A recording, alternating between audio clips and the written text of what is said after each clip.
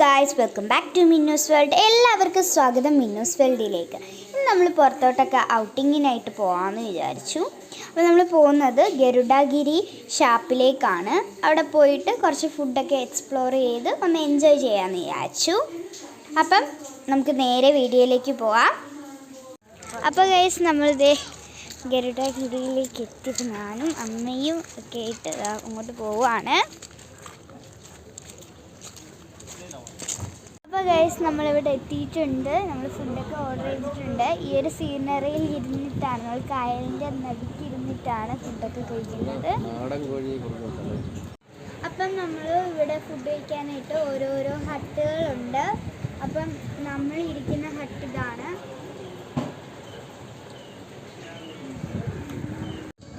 അപ്പോൾ ഗൈസ്, ഓരോ തെങ്ങിലും ഗരുഡന്മാരെ കൊണ്ട് തിങ്ങി നിറഞ്ഞ് നിൽക്കുകയാണ്. അപ്പം എന്താ പറയുക, ഭയങ്കര രസമാണ്. അപ്പോൾ ഗൈസ്, ഇതാണ് നമ്മൾ ഓർഡർ ചെയ്ത ഫുഡ്. അപ്പം ഇത് പൊറോട്ട, ചപ്പാത്തി, പന്നി ഫ്രൈ, ബീഫ് ഫ്രൈ, മീൻകറി, കപ്പ, ഇതൊക്കെയാണ് നമ്മൾ ഓർഡർ ചെയ്തത്. അപ്പം നിങ്ങൾ കഴിക്കട്ടെ.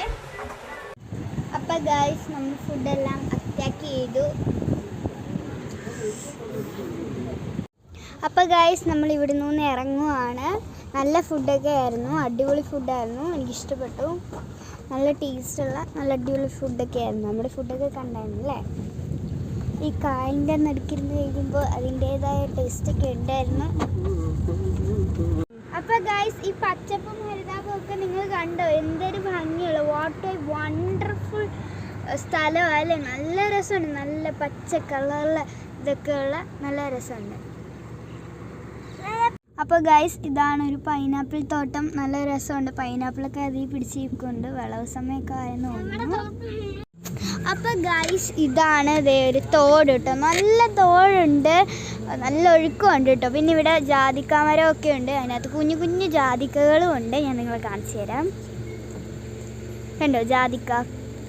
നല്ല വണ്ടർഫുൾ ആയിട്ടുണ്ടായിരുന്നു. കണ്ടോ?